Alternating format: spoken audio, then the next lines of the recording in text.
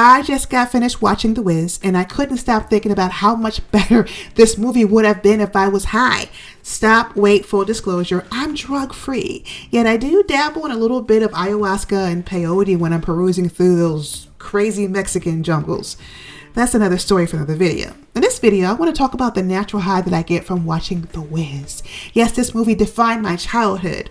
Others have tried to rebrand and remake this musical, but sorry, you can't replace this kind of star power. Come on, Diane Ross, Michael Jackson, Pryer, Quincy Jones, all in the same film? Movies can't get more iconic than the original Wiz. Don't even get me started on the soundtrack. You can win, child.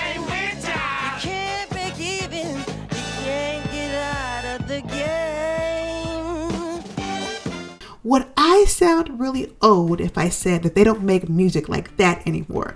And yes, you bet your ass I own a copy of the movie, the CD, the DVD, everything that you can possibly imagine. Aside from the visuals, the acting, the imagery, there is a very important message behind the musical The Wiz. It's about the power of belief and how our thoughts, emotions, actions, and even our fears can help us manifest our deepest, darkest desires and fears. So in this video, I'm going to analyze The Wiz and the hidden messages behind the power of belief. So please stay tuned.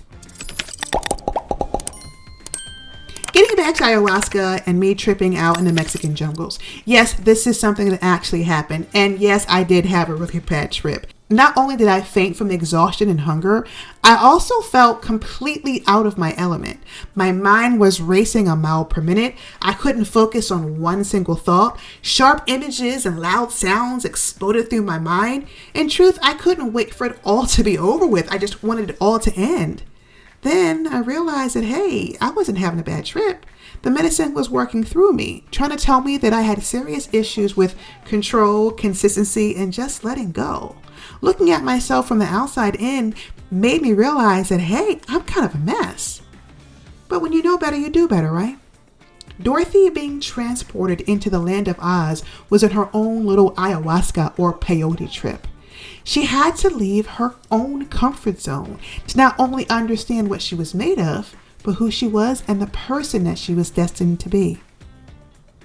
Don't know what I'm made of.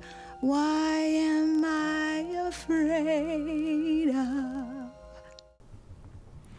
I know all this self-development mumble jumble sounds like a foreign language to many of us. What does it mean to know thyself? Our ancestors spent weeks in the jungles using plant medicines like ayahuasca and peyote to try and figure all this out. Monks today spend years meditating in caves and in temples, trying to understand what it means to be, well, human. Pagans may go into altered states of consciousness to truly understand who they are and the purpose that they have here in life. In the modern world where everyone is jamming beliefs down our throats and principles down our throats, how do we know if our belief systems are truly our own? Truth be told, we are all badly indoctrinated. And if you're a black or brown person, almost everything you know about yourself was told to you by someone who was not black or brown. The power of belief is a set of principles or belief systems that sets your foundation. It is your spiritual core, so to speak. You can't build a strong foundation without it. And even if you try to, you won't get that far. All it takes is a strong gust of wind to send you tumbling down.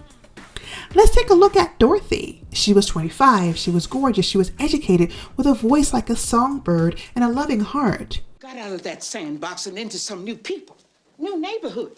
Girl, do you know you're 24 years old and you've never been south of 125th Street? Yet she had a hard time finding her wings. She had a hard time taking off and building her foundation. She had a hard time building her spiritual core. Henry and me. But we'll always be here for you, Dorothy. And whatever your fears are, well, they'll be defeated just by facing up to them. Her Aunt Em was trying to nudge her off the ledge, but Dorothy was stubborn. Like me, she needed to feel like she was in control. Only the good witch Glinda comes in to stir things up, entrapping Dorothy into a tornado and transporting her to this magical world of Oz. And thus the bad trip begins. It starts with munchkins tattooed to the walls, a petite bag lady who claims to be a witch called Miss One, and a new mission for Dorothy. She must follow the yellow brick road to find the Wiz of Oz.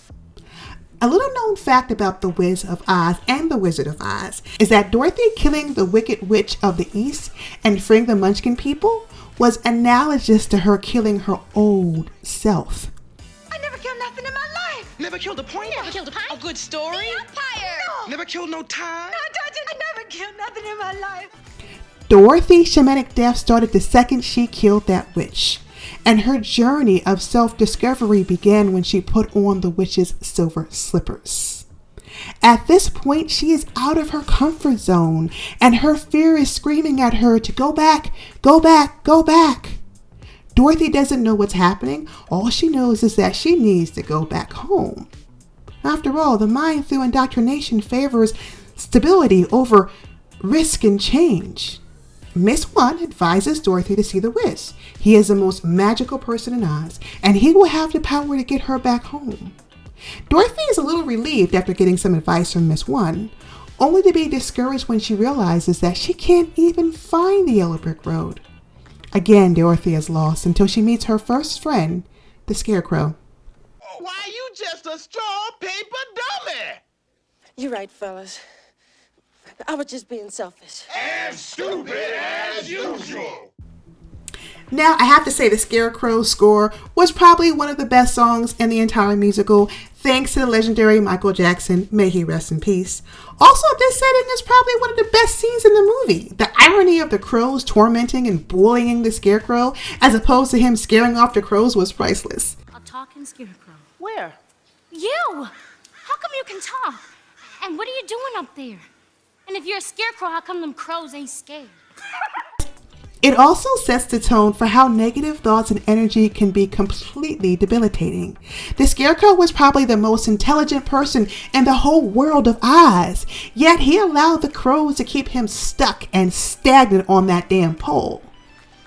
In our world now, where everyone is afraid of negativity and people are quick to cut you off if you say the least bit thing negative, we fail to understand that some people, particularly children, are born into negative situations. They are the victims of terrible or unsupportive families, and they just can't cut people off and walk away. Sadly, they become the product of their environment, unleashing all that venom onto other people. Yet the Scarecrow is kind, even childlike, even after being bullied by those terrible crows. He is open to befriending Dorothy and accompanies her to the Emerald City to see the great and powerful Oz. Dorothy, of course, is going to ask for a way to get back home, and the Scarecrow is going to ask for a brain. Come on and ease on down the road. Come on, ease on down the road. The Scarecrow uses his wits to find the yellow brick road. Him and Dorothy dance until they stumble across an abandoned theme park where Tin Man is crushed by his third wife, Teeny. Dorothy and the Scarecrow pry him loose, feed him some oil, only to find out that he didn't have the best track record when it came to women. The Tin Man is trying to turn over a new leaf though, but first he needs a heart. The Tin Man feels rusted, lonely, and abandoned, only to spring back to life when he meets some really great friends who offer to take him to the Emerald City. The great and powerful Oz will give him the heart that he so desires. However, the Tin Man is more of a complex character than the Scarecrow. He's frozen from heartbreak. He suffered through 3 marriages and I'm assuming 2 divorces, and he still doesn't understand what it means to be loved and loved. Sadly, many people suffer from this same affliction. They believe that love is more of a possession, hence the expression loving in vain. Love is an omnipotent force, and the dirty little secret about love is that you can be in love without being in love. You can be in love without being in a relationship. You can be in love without being with anybody. Love is something that you plug into. It's like a socket that gives you this amazing amount of energy. And once you're plugged in, you can get all the energy and the love that you need. However, if no one shows you the socket, or worse, how to plug into the socket, you never know that love is truly abundant. Sadly, you're left living life begging and bumming love from other people until they get tired of you and toss you aside. The irony of all this is that love and courage are on the same spectrum, which brings us to the Cowardly Lion. This was another video essay by the Modern Mystic. Make sure you stay tuned for part 2, The Wiz, The Power of Belief.